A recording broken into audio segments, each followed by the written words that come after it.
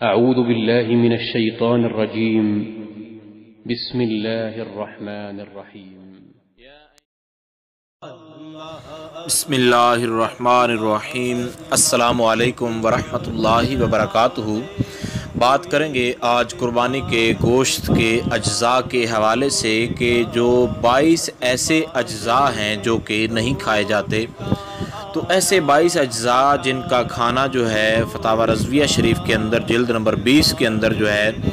ان کو جو کھانا ہے وہ مکروہ اور بعض کو حرام قرار دیا گیا ہے۔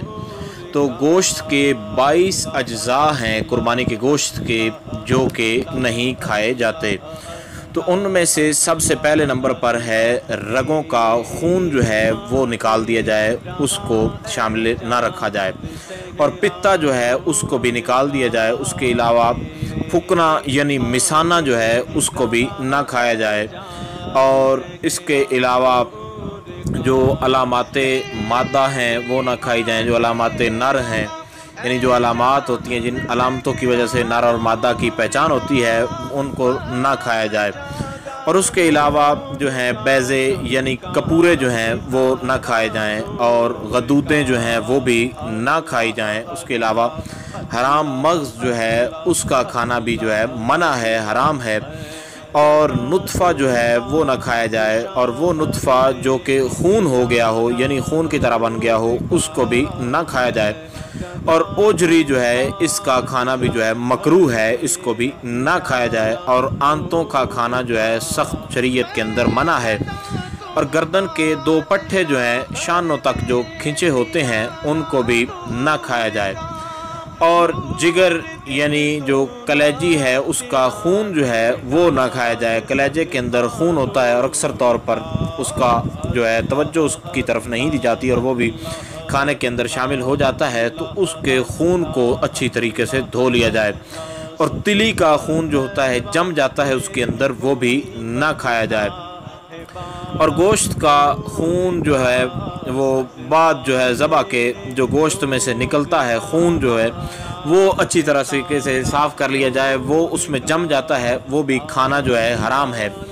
اور دل کا خون جو ہے اس کو بھی نہ کھایا جائے پکا کر کھانے کے اندر، اور پت جو ہوتی ہے یعنی وہ زرد پانی کے جو پتے کے اندر ہوتا ہے اس سے بھی بچا جائے،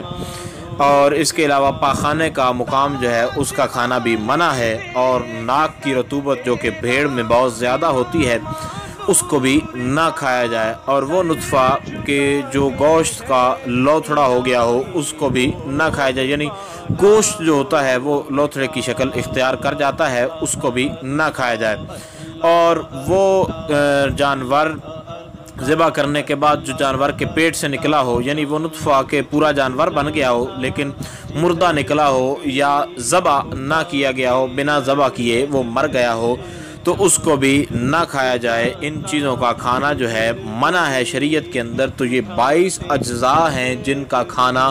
شریعت کے اندر جو ہے وہ منع ہے، بعض کا مکروہ ہے اور بعض کا کھانا حرام ہے۔